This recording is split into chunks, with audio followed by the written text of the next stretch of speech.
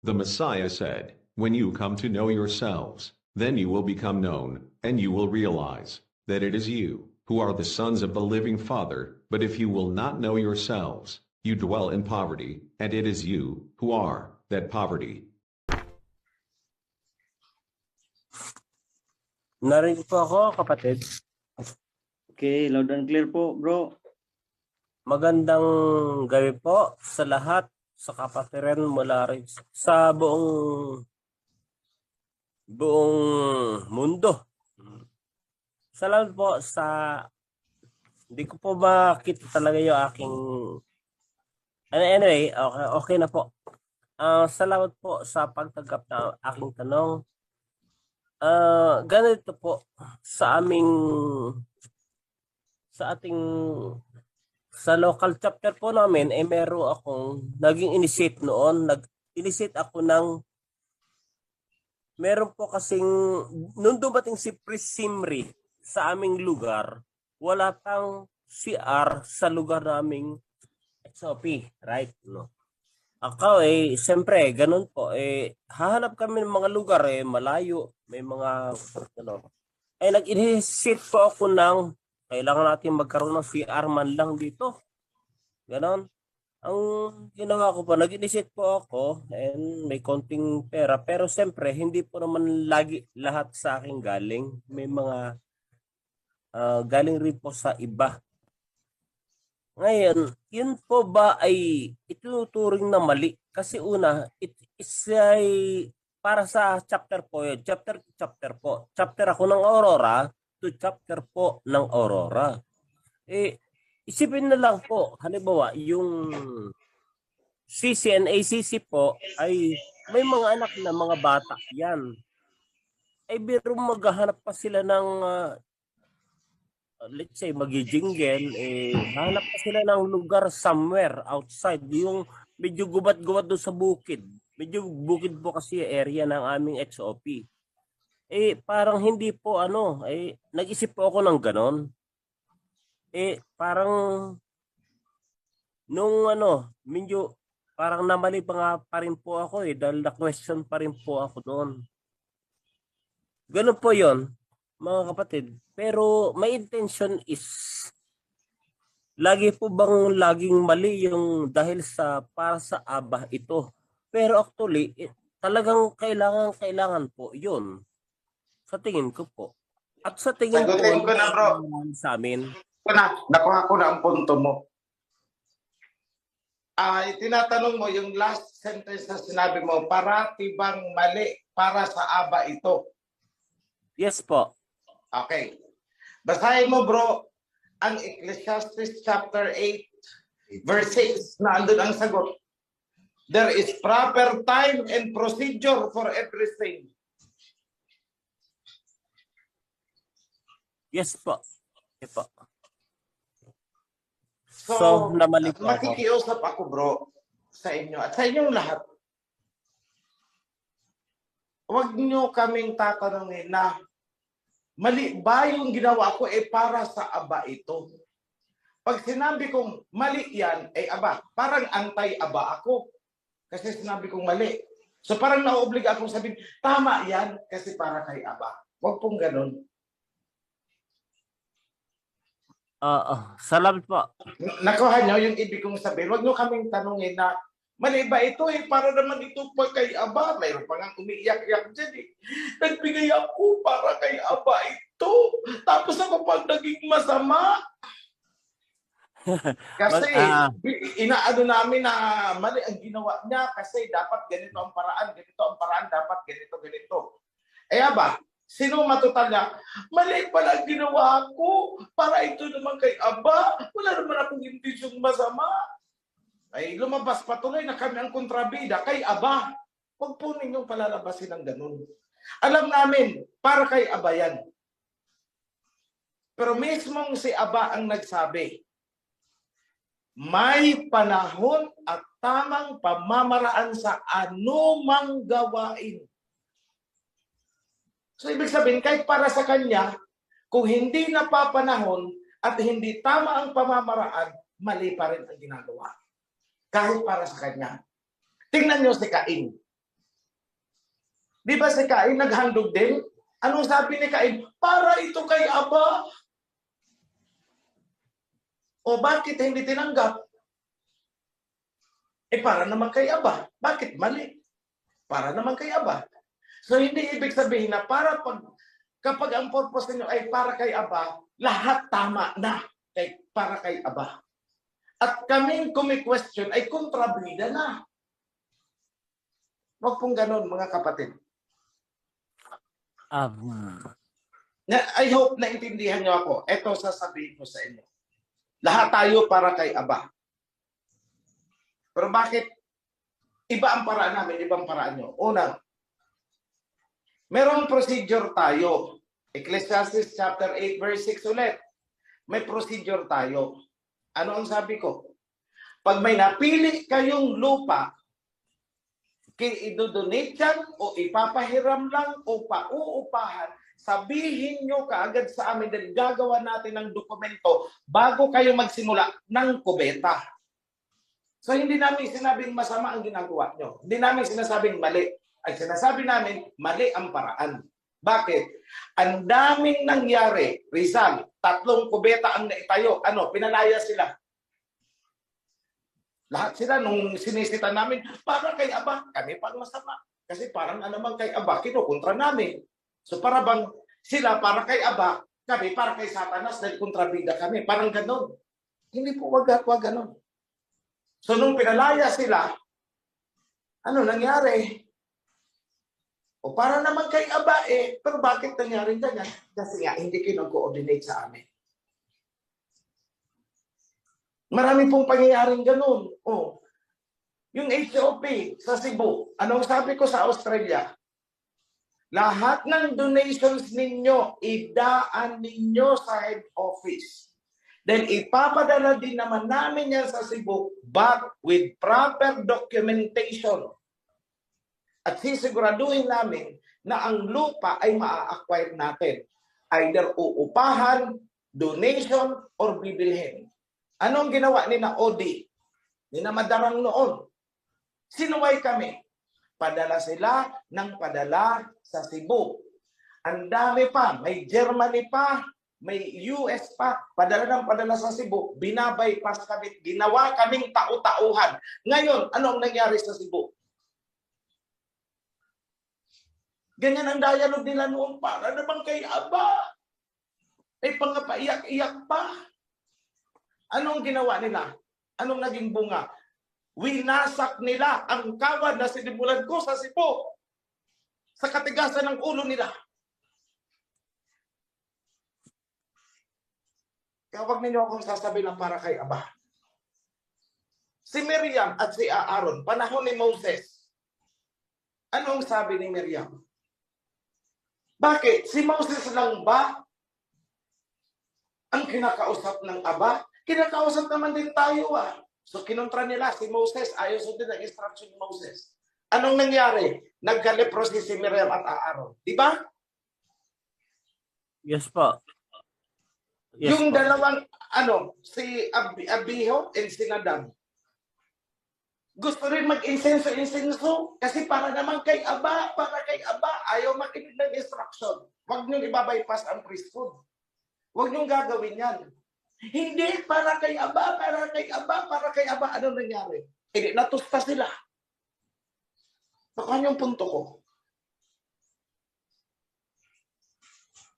Obedience is better than sacrifice. Tandaan ninyo yan.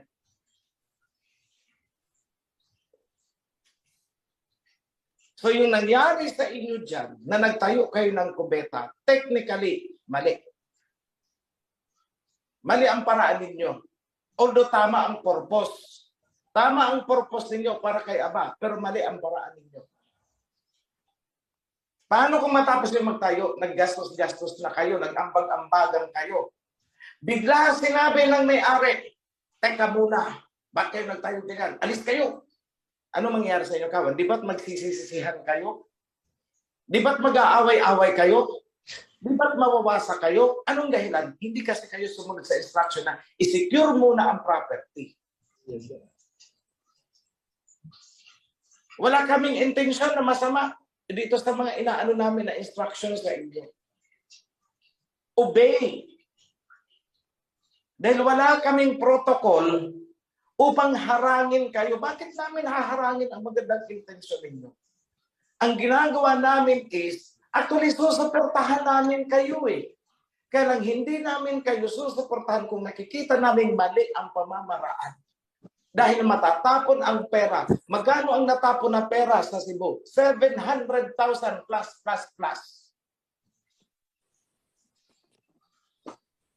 Nabawi? Wala na. Meron pa dyan. Negros. Ngayon, magkano na walang pera? 100,000. Mahigit. Bakit? Inilihim kasi sa amin eh.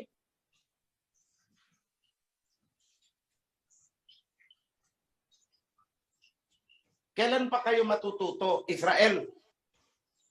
Kailan pa kayo matututo, Israel? Sumunod. Yan lang, ang sagot ko dyan.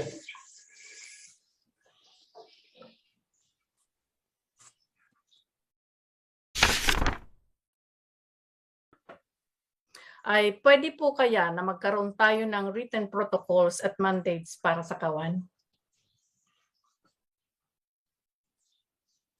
Anyone po? Yes, oo, yes. Yes na yes. Actually, that is one na inaano namin, tinatracking. Actually, kanina nung napag-usapan yung tungkol sa, yung may nagtanong kanina, siya ang sisi at ang asawa niya ang treasurer. Opo. Oo. So actually, I have it in mind already na magkaroon ng at least a written guideline Parang manual po. qualification and disqualification of a treasurer, of a CC, etc.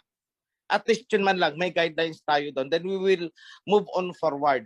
Kasi right now, ang priesthood ay iba ang focus eh. Nasa training pa rin sila. So kumbaga patong-patong ang kailangan nilang aralin. So hindi pa talaga sila fully equipped sa pagdi-develop ng mga policies and procedures. Tinuturuan ko pa lang sila. But darating tayo dyan. I like that. Moses, mayroon pa dito sa FB Live ata ito, galing.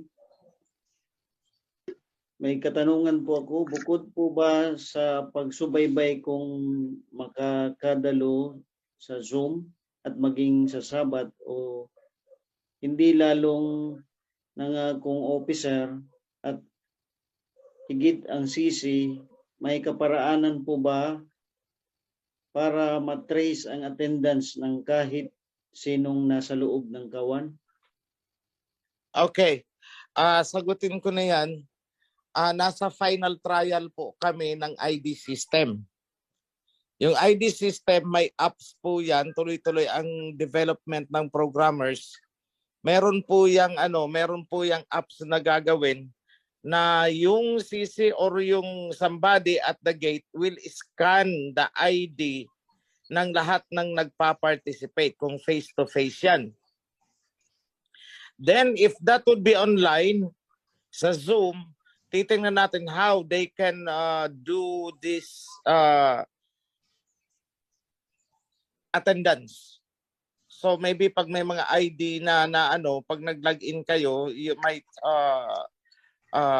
use it as your name, karugtong ang number, yung membership number ninyo, and then i-record na lang ng kung sino man ang in charge natin. But that is possible, yes, to monitor the attendance para makikita natin kung sino yung active, sino ang mga kailangang i-reach out. That is the main purpose of that. Ngayon, ito yung sinasabi ko noon na yung mga nagkora noon na ang rason sa amin is basta kami kay Aba din, basta kami covenant din, basta kami kay Yahweh din, kami kay Yahweh siya din. Yun din kami nagpe-prayer. Aalis na kami sa kawan ni OHC. Okay, fine. Ang galing. Pero sagot ko dyan, pag ikaw ay umalis, ano ang category mo? Dahil dalawang grupo lang naman yan eh.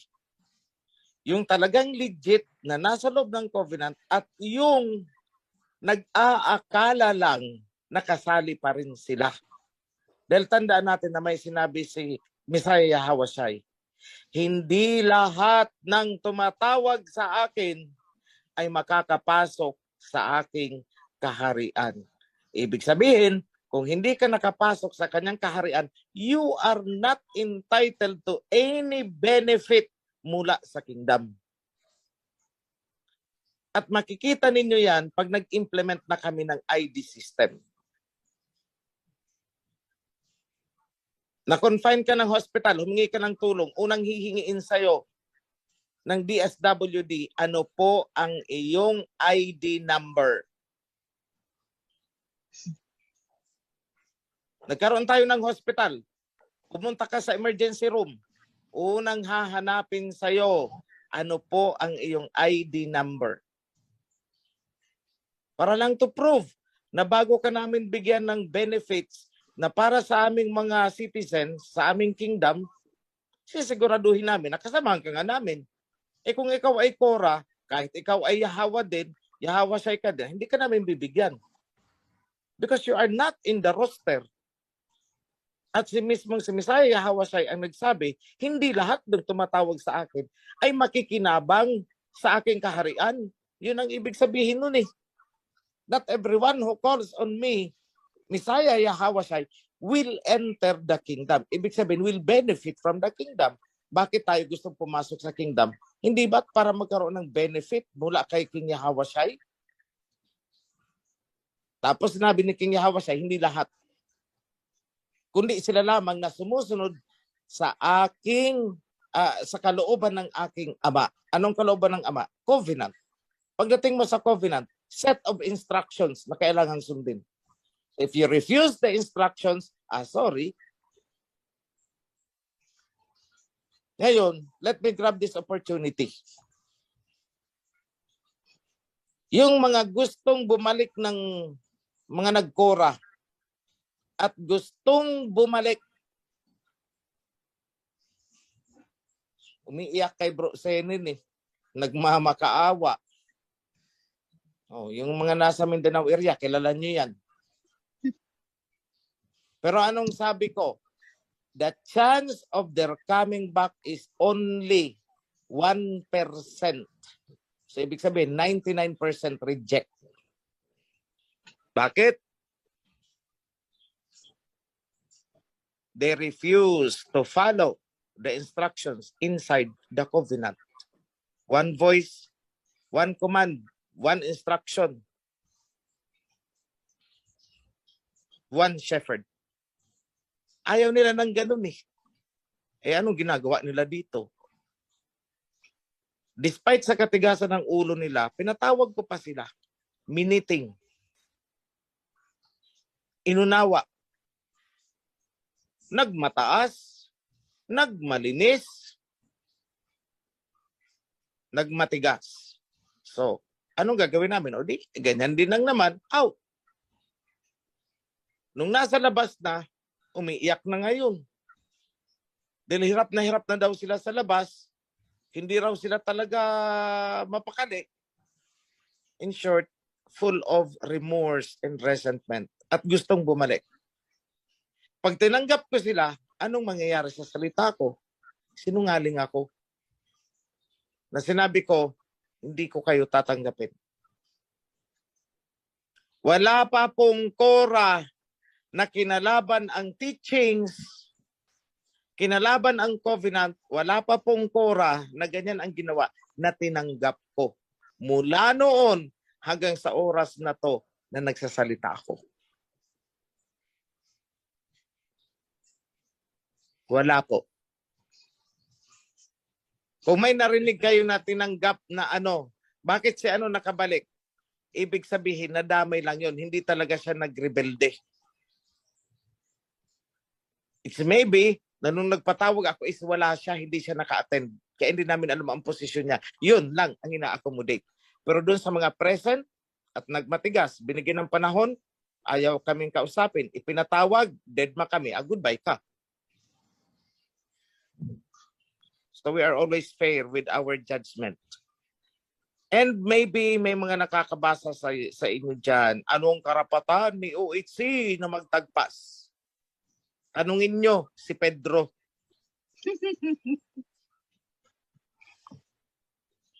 Tanungin nyo si Pedro. No, I'm not joking. Tanungin nyo si Pedro. Anong sabi ni Pedro? Anong authority na ibinigay kay Pedro within the context ng covenant? Kung sino ang inyong iginapos dito sa lupa ay igagapos din sa langit. Sino ang kinalagan ninyo sa lupa, kakalagan din sa langit. Whoever you bind on earth will be bound in heaven. Whoever you loosen on earth will be loosened in heaven. I give you the key to the kingdom of heaven. So may authority? Yes, may authority. Yata. Yan lang po, mga kapatid. So please, don't question my authority. Bakit? Because I am the one who brought the covenant to you. Yada. Wala namang iba. Sige, magturo kayo ng iba dito sa ating bansa o sa buong mundo na nag-revive ng priesthood and covenant. Ilang covenant ang na-revive ko. Hindi ako nagbubuhat ng kamay at hindi ko pinupuri ang aking sarili. Nagsasabi lang po ako ng katotohanan. I revived the covenant with David. I revived the covenant with Levi. That is the priesthood. Yata. Sino sa buong mundo? Wala. Wala. Yan lang, mga kapatid. Bago nyo ako pagdudahan. I'm not saying na pinagdududahan ninyo ako. Rather, I should say, bago nyo questionin yung authority na pinanghahawakan ko. Back to you, MC. Samantalahin ko na po magtanong, mayroon na po ba nilabas na SOP ng Sabbath gathering procedures sa may HOP at sa mga wala pa po HOP? Salamat po. Okay. Kapatid, pakihintay-hintay na lang po kasi tinapos namin yan. Tama ba, Priest Senen, kagabi? Opo. Kagabi po. Oo, pakihintay na lang kasi nasa finishing touches na lang, nasa polishing na.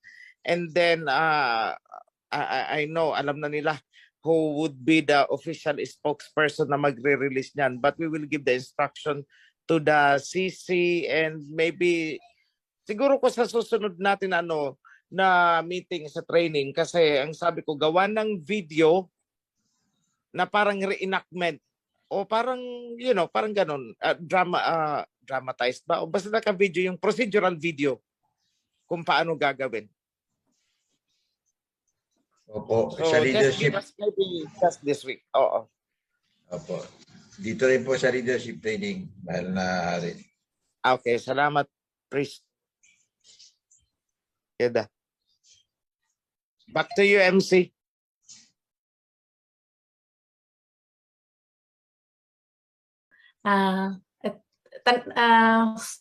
Basahin ko po bro mahal na hari, ask ko lang po if you will allow fundraising project to our local chapter 4. The purpose of transportation fund to be used during our holy gathering. Okay, I could not say yes. I could not say no. Kasi hindi ko alam kung anong klaseng fundraising ang itinatanong niya. Maraming klaseng fundraising. Some of which can be allowed. Ang iba pwedeng i-allow. Ang iba hindi pwede. So maybe you can give us detail so that we can give our, ipapa-review natin sa priesthood. Kung allowable ba ito o hindi. Depende po yan sa nature ng fundraising na gagawin. Yan lang po, kapatid. Yada. Okay. Sa madaling sabi po, mahal na hari po ay lahat po ng mga fundraising ay upon approval po ng priesthood. Yes, for the meantime, kasi wala pa tayong naisiset na guideline, kung ano man ang naisip nila, i-consult muna. para pag-aaralan namin. So once na-resolve namin, ibig sabihin, kunwari, fundraising ninyo, kukolekta kayo ng mga plastic bottle sa kalsada at ipapakilo ninyo. Pag in-approve namin yan, yung mga similar projects like that, kay Jaryo ang kukolektahin, we will automatic approve na yun. Hindi na kailangang ipagpaalam. Basta sa ganung klase. Pero kung fundraising na, kunwari, mangsusulisit kayo bahay-bahay, we would not allow that. Kaya depende. Yung mga solicitations, depende. Kasi titingnan natin, who are the qualified donors, who are not qualified. Kasi kung pupunta kayo sa isang casino, pasugalan, magsusulisit kayo, pasulisit naman po kami kasi may Feast of Tabernacles, hindi po pwede yan. So depende lagi sa nature. So habang wala pa tayong guidelines, everything you plan, you ask us. Then yung mga precedent cases na ganyan, magiging guiding examples na yan for the future events.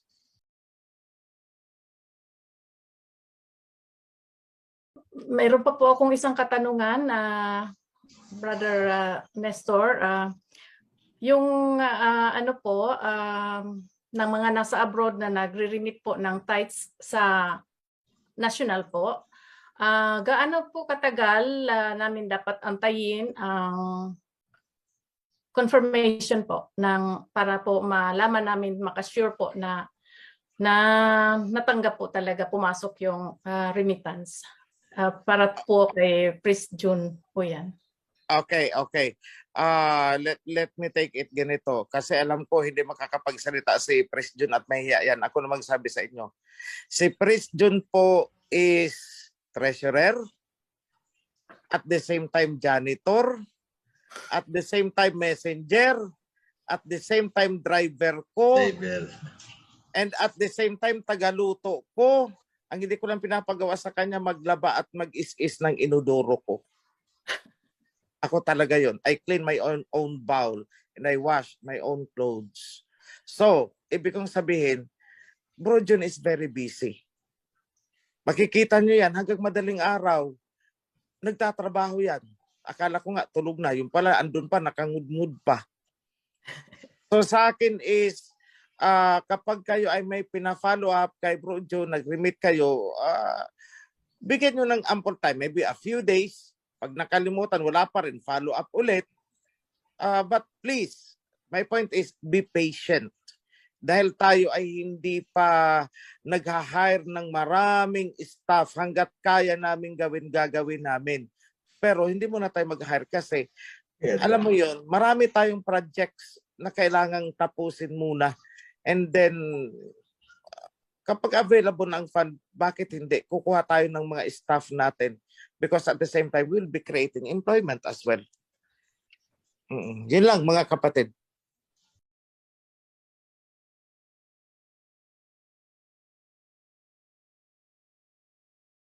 Sis, mayroon pang nakataas ng kamay mula naman sa Nueva Ecija. Kapatid na Eric Serrano, unmute your microphone po.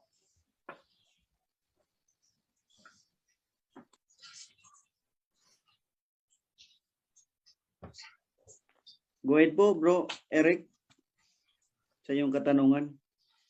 Magandang gabi po sa inyo, lalo po sa ating kamahalan. Kamahalan, pasensya na po kayo sa magiging tanong ko tungkol po sa nabanggit nyo na cooperative, organization within the organization, parang hindi nyo na pinapayagan. Okay lang po ba? Okay. Ganito. While the intention is good, but it complicates yung situation kapag nagkaroon ng, mga paglabag sa mga instructions natin. I will give you clear-cut example para maintindihan nyo. Madali kasi pag i-direct ako ito totoong pangyayari. Just 32 weeks ago, meron isang chapter somewhere in Davao na ang kapatiran doon ay nag-form ng association yata or cooperative. Farmers Association or cooperative. So kunwari, 60 sila. Merong 30 or 40 o around, mga 20 siguro na kasali doon sa cooperative. So ang iba kasali, yung iba hindi. That is the point. Almost hati sila. Ngayon, nung wala pang problema ang chapter, everything is fine. Pero nagkaroon ng problema na may isa doon sa member ng association na nagkamali at nagmamatigas sa amin at tinagpas ko na yun, alam nyo ba na hindi tayo ng tamang paninindigan yung mga kasamahan kasi ito ang sabi nila. Kapag hindi kami sasama doon sa leader na which so happen yung palang organizer ng cooperative o association, kapag sumama kami dito sa Kawan, paano yung cooperative namin? At pag sumama kami doon, kasi may cooperative kami, edi kailangan umalis kami sa Kawan. Alamin nyo kung anong naging desisyon, umalis sila. 21 of them. Isinakripisyo ang covenant alang-alang sa kanilang cooperative. At maraming nahila dahil sa cooperative. That's why I do not allow that anymore. Hindi ko na pinapayagan yan na sub-organization sa loob ng Kawan. Hindi ko na pinapayagan yan. If you organize it on yourselves, bahala kayo. Pero sa akin, meron tayong Department of Livelihood na pwedeng mag-guide sa inyo. Pwede tayong gumawa ng sistema kung saan, kung ano man yung project na gagawin ninyo, nakapangalan sa foundation, and you will be the one to manage it in your locality. Minus, nagagawa pa kayo ng cooperative. Because we ourselves is a giant cooperative. Napakalaki ng foundation. Pwede nga tayo magtayo ng school eh. Pwede tayo magtayo ng hospital. Eh yan pa kayang small scale na mga projects. Pwede natin gawin yan with proper consultation. Pero magtatayo kayo ng cooperative tapos ang leader ninyo nagpipreach na sa loob. Eh sumama kayo. Nung tinatagpas namin yun, nag-sympathize kayo. Hindi kayo makahiwalay sa kanya kasi nga nakatali kayo dahil sa cooperative o dahil sa association. So that happened in Dabnor 2 weeks or 3 weeks ago. Sila yung sinasabi kong katatagpas ko lang. At yan din ang muntik nang mangyari din sa Cavite.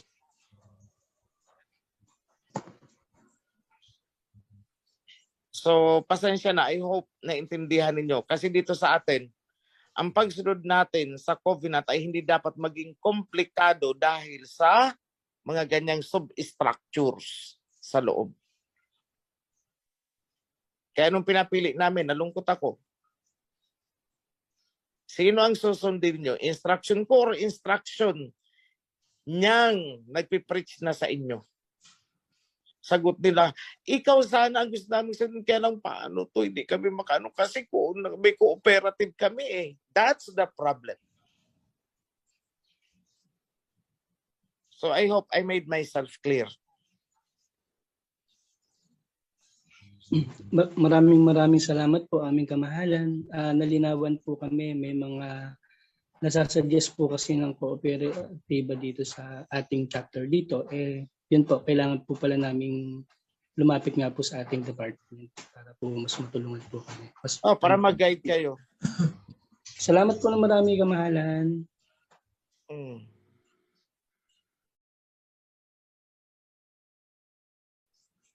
Okay po. Maraming salamat po, mahal na hari.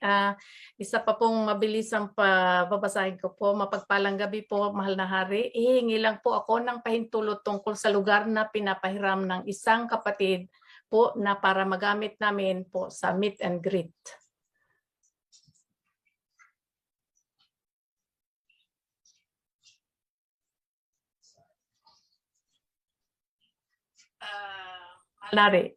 Parang nangingi lang po siya ng inyong blessing po na sila ay gagamit, pahintulutan na gagamit sila sa isang lugar ng isang kapatid po para sa kanilang meet and greet. Okay, ganito, di ba meron tayong department concerned for that, si Bro Dave? Hindi sa akin. Then I could not say yes. Di ko naman nakita. Ano bang klaseng lugar yan? Baka makagaya doon sa humihingi na pagtitipunan daw, humihingi ng blessing. Malaman lamang ko, bandang huli, club pala. Nakayawan sa gabi ng agogo dancer. Tapos humingi sa akin ng blessing, kaya ayaw ko magbigay dahil hindi ko nakita ang lugar. Okay po. Maraming salamat po sa kasagutan, mahal na hari. Maliwanag po kapatid, kung sino ka man na nagtatanong. Hindi ko po makita ang iyong pangalan. Kaya lang, Okay. so yun. Maraming salamat. Wala pong exaggeration yun ha. Totoo po yun na ang pinagtitipunan na inihihingi ng blessing, kung pwede sila doon, ay bar pala na may sumasayaw ng gumigiling-giling. Humihingi ng blessing kung pwede sila doon. Hindi naman dinisclose na ganun pala ang lugar. Paano kung nakapagbigay ako ng blessing? Sasabihin, hindi, alam naman ito ni UHC, nagpaalam kami Pero hindi naman dinisclose sa akin kung ano ang nature ng lugar. How can I say yes or no? I won't. Sorry, no comment ako doon. Mukhang may karugtong po yun, mahal na hari. Parang ito, mayroon kasing sumingit in between kaya hindi ko po nakita. Sabi niya, kaya lang po, nagamit po nila iyon sa ibang reliyon. Ginawa po nilang chapel. Kaya po, Yan na yan. Tulot. Buti na lang hindi nga yung... Go. Punta kay Bro Dave. Kailangan namin ng pictorials dyan. Ipapareview natin sa priesthood kung kinakailangan. I could not say yes as of this. Okay po. Maraming salamat po muli. At hopefully maliwanag po doon sa nagtatanong. Sa ngayon po ay wala na pong nakataas ng kamay at I'm sure everybody is sleepy now. Baka walang nakataas ang kamay. Tingnan mo rin. Ayan na, mayroon kumabol. Okay, Bro Nestor. Okay, go ahead bro. Ang hilo ng Quezon Province. Habol pa. Go ahead bro, unmute your microphone. Bro Angelo.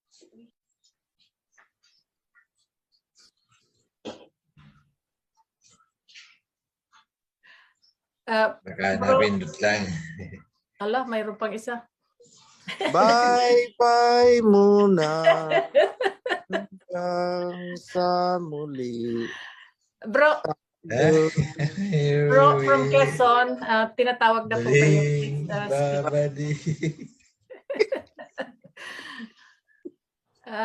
Hindi yata, baka hindi po siya makano. Ay, tatlo na yan. Huwag natin si Nel Teblor, kapatid na Alma, abang handa pa. Go ahead po, Bro Neil. Kayo na muna. Ang kapayapaan ay ating taglayin mula sa ating alahayam. Yada! Shalawam, shalawam. Wala naman kakanta na lang ako. Go ahead po, Bro Neil. Bye muna. Yada. Okay.